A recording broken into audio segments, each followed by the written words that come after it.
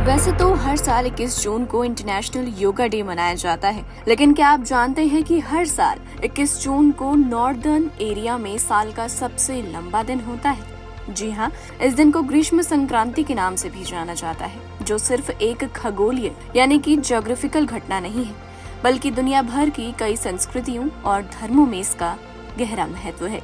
आइए जानते हैं कि आखिर 21 जून को दिन सबसे बड़ा क्यों होता है और इसके पीछे वैज्ञानिक और धार्मिक कारण क्या है। नमस्कार, मैं हूँ आप सभी के साथ कृतिका और आप देख रहे हैं बोल्ड स्काई। सबसे पहले आपको बताते हैं वैज्ञानिक कारण के बारे में। पृथ्वी का झुकाव। हमारी पृथ्वी अपनी धुरी पर लगभग 23.5 डिग्री झुकी हुई है। ये झुकाव ही मौसम के बदलने का प्रमुख कारण है। सूर्य की सिचुएशन, यानी कि जब पृथ्वी सूर्य के चारों ओर अपनी कक्षा में घूमती है तो 21 जून के आसपास उत्तरी गोलार्ध सूर्य की ओर सबसे ज्यादा झुका हुआ होता है। इस सिचुएशन में सूर्य की किरणें कर्क रेखा पर सीधे पड़ती हैं, जो उत्तरी गोलार्ध में स्थित होता है। सबसे लंबा दिन।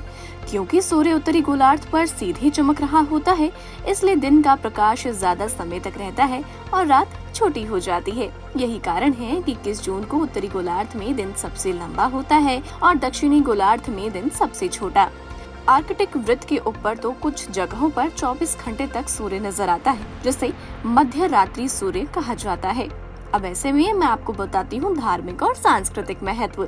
देखिए, ग्रीष्म संक्रांति का धार्मिक और सांस्कृतिक महत्व सदियों से चला आ रहा है।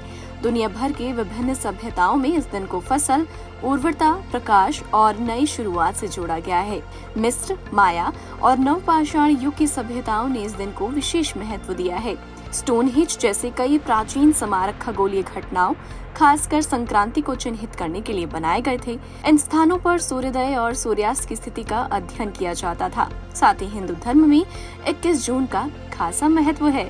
इस दिन को योग दिवस के रूप में भी मनाया जाता है। पौराणिक मान्यताओं के अनुसार भगवान शिव ने इस दिन आदि योगी के रूप में ज्ञान का प्रसार किया था। योग के अभ्यास के लिए ये दिन बहुत ही शुभ माना जाता है, क्योंकि इस दौरान ऊर्जा का स्तर सबसे ज्यादा हाई होता है।